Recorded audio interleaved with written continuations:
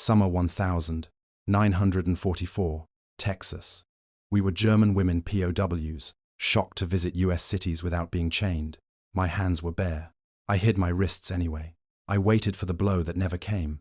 As a Luftwaffe signals clerk, I knew what capture was supposed to mean. This was not it. Instead of shackles, they gave us soap and peaches. They showed us mercy, governed by the rules of the Geneva Convention. But later, we learned that parts of our letters home were being cut out by the censors. They were erasing any mention of this kindness. When your enemy offers you dignity but forbids you to describe it, is it still a gift? Or is it just a different kind of cage? Tell us where you are listening from and the time there. We want to see how far these testimonies travel. If you believe dignity must be remembered, subscribe to keep these stories alive. In the crushing heat of a Texas summer in 1944, the doors of the boxcar slid open, flooding the darkness with blinding light. Inside, dozens of young German women blinked, their uniforms creased and stained with the grime of a long journey.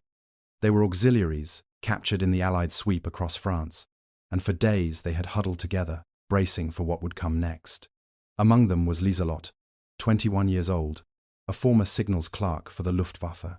She was trained in discipline and order, and she focused on that training now. She expected ropes, or better yet, chains. Propaganda had been clear on this point. Captured women were a special prize, destined for humiliation. As she prepared to step out onto the railway siding, she instinctively curled her fingers, trying to hide her wrists, to make them smaller targets for the shackles she was certain were waiting. The air that hit her face was dry and smelled of dust and sun-baked steel. She took a shallow breath, readying herself for the spit, the jeers, the angry mob she had been told would greet them as a warning to all enemies of America. She braced for the first blow, the first shove, the first shouted insult that would begin her life as a spoil of war. But the platform was strangely quiet. A handful of American soldiers stood waiting, but they were military police, and they carried no rifles. Their expressions were not of hatred, but of a kind of weary professionalism. No one shouted. No one shoved. Instead, an officer gave a calm order, and the women were guided down from the boxcar in an orderly line. A table had been set up nearby, and as each woman passed, she was handed a small bar of soap and a sandwich wrapped in wax paper. Lieselotte took hers, her fingers clumsy with shock. It felt impossibly heavy. Beyond the soldiers, ordinary American families stood watching from a distance, drawn by the spectacle of a prisoner train. Children pointed, their faces filled with simple curiosity. Their mothers whispered to one another, shielding their eyes from the Sunday. But there were no curses, no rocks, no clenched fists. It was nothing like the howling mobs depicted in the newsreels back home. This was something else entirely, a silent, unnerving inspection that felt more bewildering than violence. The very air felt wrong. The hatred she had been prepared to meet with stoic defiance was absent, leaving her with no script to follow, no posture to adopt. She was a prisoner, an enemy, yet she was being treated with a quiet, inexplicable decency that felt more disarming than any threat. Then came the moment that would etch itself into her memory forever. A woman in the uniform of the American Red Cross moved down the line of prisoners. She was older, with a kind but tired face, and she carried a large basket. She offered no speeches, just a simple, unambiguous gesture. Reaching into the basket, she began handing out fresh peaches. When she reached Lieselotte, she offered one with a small, brief smile. The fruit was heavy in Lieselotte's palm, its fuzzy skin warm from the Sunday peach. It was an impossible object in this place, an act of abundance so profound it bordered on the absurd. Back in Germany, such a thing was a luxury reserved for the well-connected. Here, it was being given to an enemy. She remembered the official pamphlets that had been circulated through her unit, showing crude drawings of captured German women being forced to scrub streets on their knees, chained together like animals. They were warned they would be enslaved, worked to death, or executed after a show trial. The weight of the peach in her hand, the simple reality of the sandwich in her pocket, made those warnings feel like brittle, ridiculous lies. This small, sweet-smelling fruit was more powerful than any propaganda. It was a fact, solid and real, and it shattered the world she thought she understood. Holding the peach, Lieselotte felt a deep crack form in the foundation of her certainty. For years, her reality had been shaped by a steady, unwavering narrative broadcast over the radio and printed in every official paper. The enemy was brutal, decadent, and godless. They had no honor. They understood only force. Mercy was a weakness they could not afford and would never show. Every part of her training, every letter from home, every shared fear in the barracks had reinforced this single, unshakable truth. Yet here she stood, unchained, with a bar of soap, a sandwich, and a piece of fruit. The American soldiers watched her not with contempt, but with a detached curiosity. The civilians looked on not as a mob, but as spectators at some strange parade. A question, sharp and unwelcome, pushed its way into her mind. If this is how enemies treat their prisoners, what else was a lie? It was a dangerous thought, one that threatened to unravel everything she had been taught to believe about the war, about her country, and about herself. It suggested that the world was not the simple, stark picture of good versus evil she had been shown. It was something far more complicated, and in that moment, far more terrifying. What Liselott and the other women did not know was that their treatment was a matter of official, carefully implemented policy. The United States was a signatory to the 1929 Geneva Convention, and the War Department had issued strict orders that its rules be followed to the letter. All prisoners of war were to be provided with adequate food, shelter, and medical care, the same as that afforded to American soldiers. This policy was applied without exception, even to the small, unusual contingent of female POWs. By the summer of 1944, nearly 371,000 German prisoners were held in camps across America, but fewer than 2,000 of them were women. They were a statistical rarity, mostly administrative staff, telephone operators, nurses, and clerks like Liselott, captured in the rapid advance after D-Day. They weren't frontline combatants, but in the eyes of the US military, they were prisoners of war, all the same, entitled to every protection the law provided.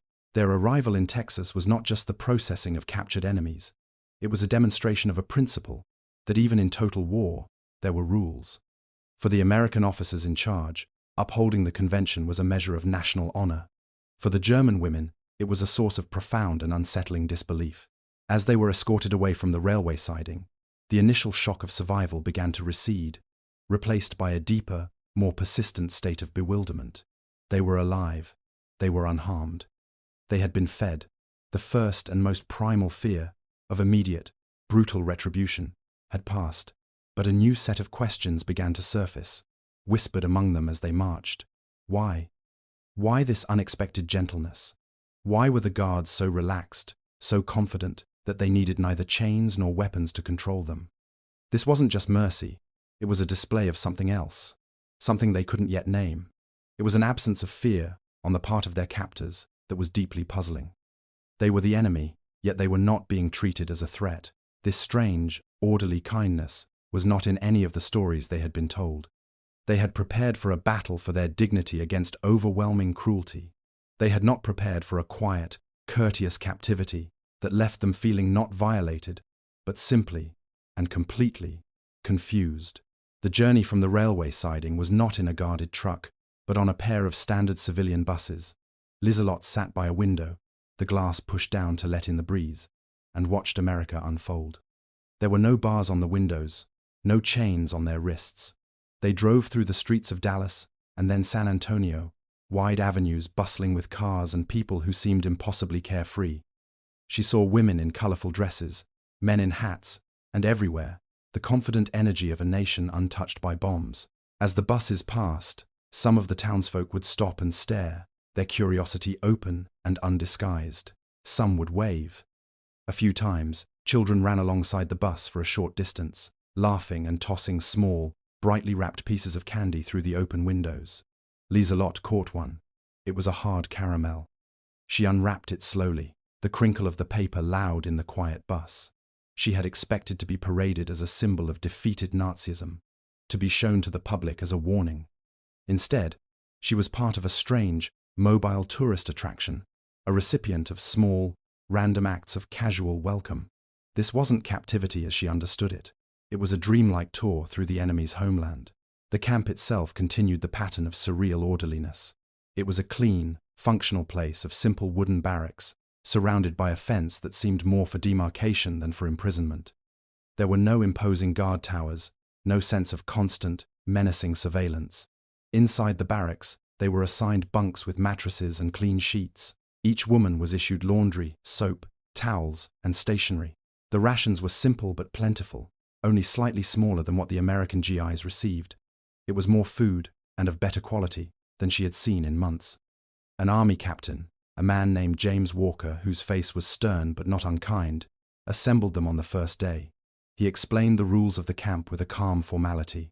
"You will be treated according to the regulations of the Geneva Convention," he said, his voice even and direct. "No exceptions. The rules will be followed by the book."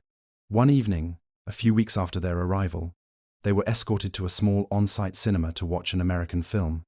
A German nurse named Hilda, a practical woman of 27 who had taken on the role of informal leader, wrote about it on the camp-issued paper. "We went to the cinema," the entry read. "I watched the moving picture, but I did not understand it. I thought it must be a trick, a test of some kind, but no test came." This adherence to international law was a cornerstone of the American war strategy. The Geneva Convention's mandates for adequate food, shelter, and medical care for all prisoners were not just a legal obligation, they were a form of psychological warfare. By treating its captives with strict, lawful decency, the United States aimed to model a civilized behavior that stood in stark contrast to the Axis powers. It was propaganda in reverse. The message was not shouted from loudspeakers, but demonstrated in daily routine. Democracy provides. Democracy is fair. Democracy has a code of honor that it will not break. This reality was a direct assault on the myths the German women had been fed their entire lives. At home, the official state radio had broadcast chilling warnings about the fate of captured auxiliaries. They were told they would be shamed, their heads shaved, chained in public squares, and forced to scrub streets as a spectacle of humiliation. The truth, that they would be housed, fed, and even entertained, was so far from the lie that it created a profound sense of dislocation. The world was not behaving as it was supposed to. Their enemy was refusing to play the part of the monster they had been promised. The most jarring of these experiences came on a Sunday. A small group of the women, including Lieselotte and Hild, were escorted into a nearby city park. They were unchained, walking freely alongside two unarmed female MPs. It was a beautiful day, and the park was filled with American families having picnics on checkered blankets. Children flew kites and chased balls. The scent of cut grass and fried chicken hung in the air. The German women sat on a bench, a small, quiet island in a sea of American peace. They watched a young mother, a woman named Margaret Lewis, playing with her toddler nearby. The child, curious, toddled toward the bench, where the prisoner's Saturday misses. Lewis followed, a gentle smile on her face. Without a word, she guided the child's hand, which held a small sugar cookie, and allowed the little girl to offer it to Lieselotte. Lieselotte stared at the offering, at the small, chubby fingers holding out the simple gift. She thought of the Allied prisoners back home, penned behind barbed wire, their faces gaunt with hunger. Here, an enemy child was being taught to share food with her. The contrast was so violent, so emotionally overwhelming, that she could barely manage to whisper a thank you. She almost wept, not from sadness, but from a dizzying, painful confusion. That night, back in the safety of the barracks, the whispers began. The women debated what it all meant. Was this genuine kindness, a true reflection of the American character?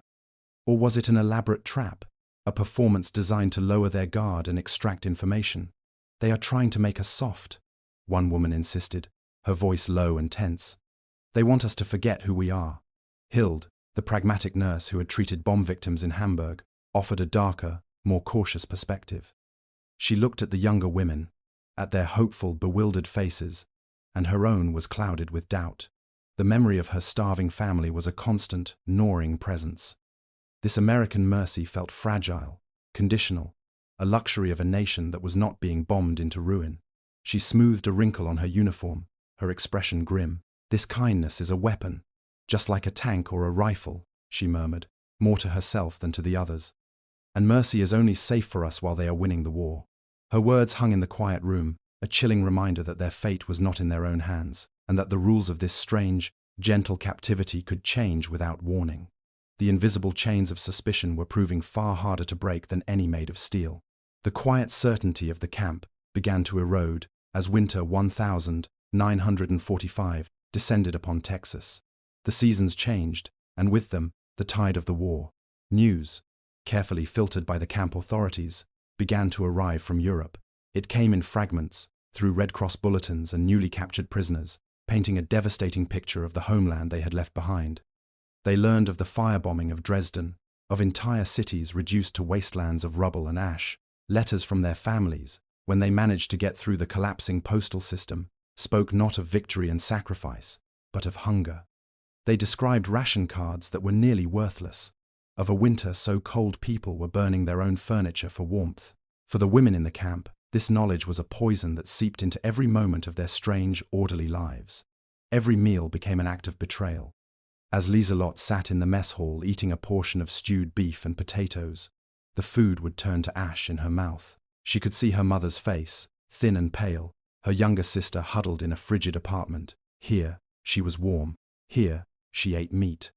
The guilt was a physical weight, a constant, crushing presence that made the American kindness feel less like a gift and more like a curse.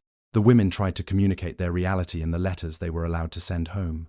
They wrote on the stationery provided by their captors, carefully forming words that might offer some comfort. They spoke of their health, of the clean barracks, of the simple fact that they were safe. But they soon discovered that their words were not entirely their own. A quiet understanding passed among them. The American censors were at work.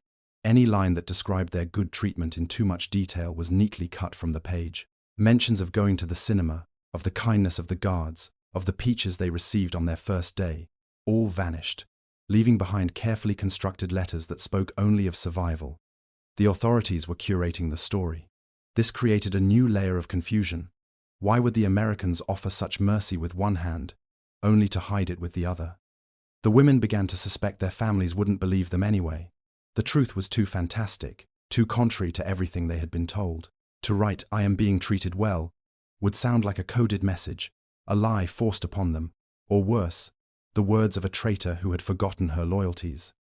The inability to share their unbelievable reality became a new kind of prison wall, isolating them not just from their country, but from their own families. By VE Day, in May 1945, the number of Axis prisoners held in America had swelled to its peak, totaling approximately 425,000 individuals, spread across hundreds of camps. The small number of women remained a tiny fraction of this population, but their experience was a direct result of the overarching US strategy. For the American government, the humane treatment of prisoners was never just about fulfilling a legal obligation.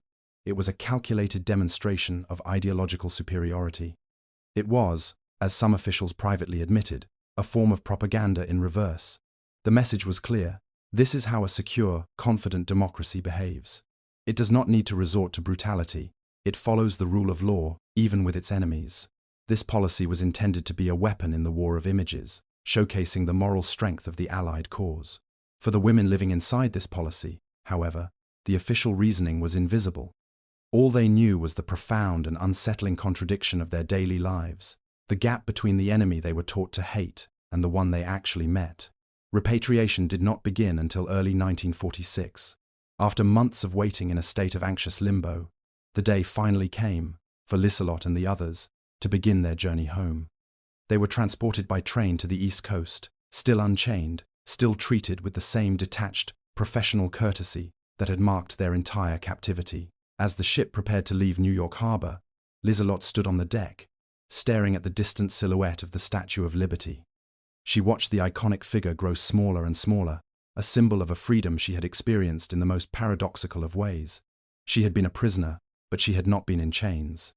She had been free to walk in a park, to watch a movie, to eat a peach, all while her own people were trapped in a nightmare of fire and starvation. She was now being set free to return to a land of ruins, a place she no longer recognized.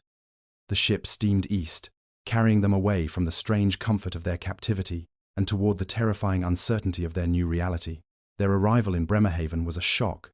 The organized, well-fed world of the American POW camp dissolved into the gray, desperate chaos of a conquered nation. The docks were crowded with skeletal figures in tattered coats, their faces etched with a weary suspicion. The German women, healthy and dressed in clean clothes provided by the Americans, were met not with tears of relief, but with cold, appraising stares. In the weeks that followed, as they made their way back to their home villages, they discovered that their stories were not welcome. Their experience was an anomaly, an inconvenient truth in a country drowning in suffering and shame. Some were quietly accused of fraternizing with the enemy.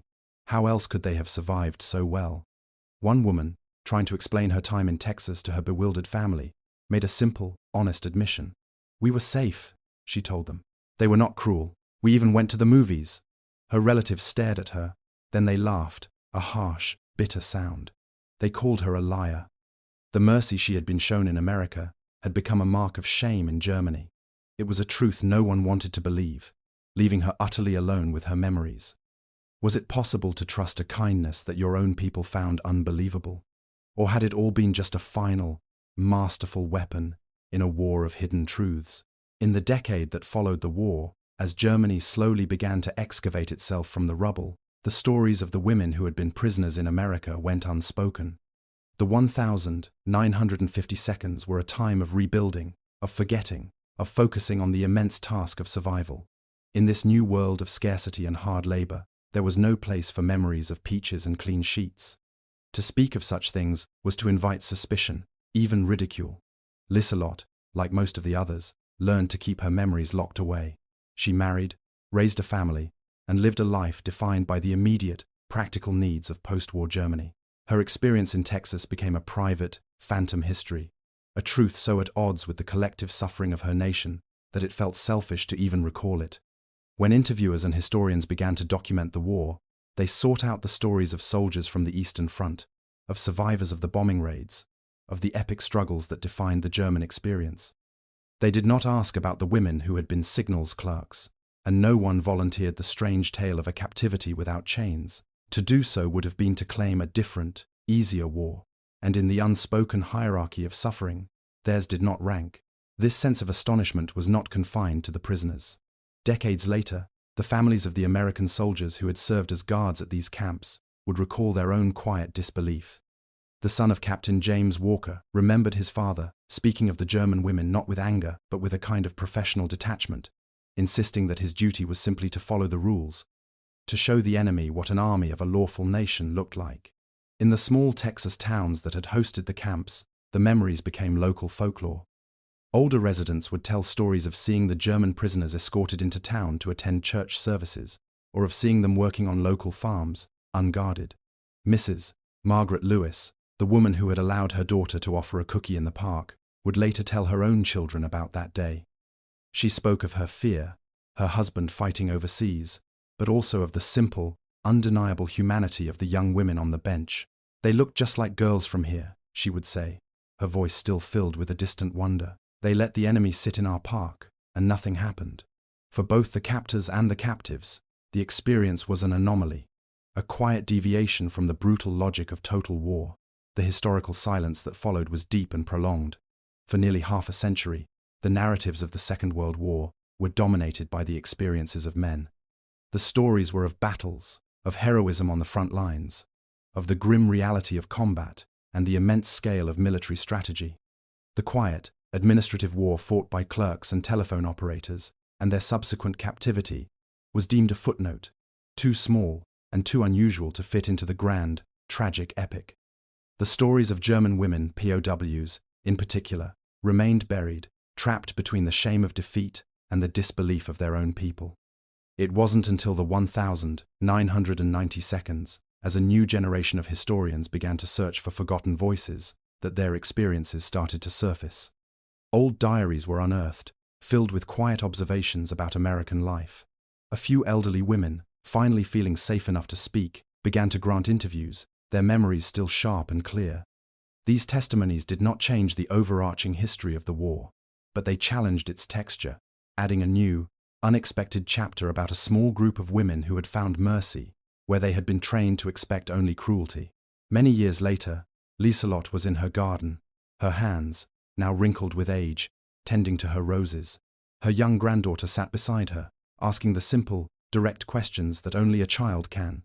She wanted to know about the war, not the war of battles and flags, but her grandmother's war. For the first time in a very long time, Liselott spoke of it without hesitation, her voice calm and clear. She did not speak of ideology or politics. She did not speak of victory or defeat. She spoke of the things a young woman would remember. "It was very hot there," she began, looking at her granddaughter's curious face. "In a place called Texas. We were prisoners. We were the enemy." She paused, touching the petal of a deep red rose. But they did not treat us like the enemy. They gave us peaches. They gave us soap. She looked down at her own wrists, bare and free. And they gave us the most important thing of all. No chains. That is what I remember. The chain that never came.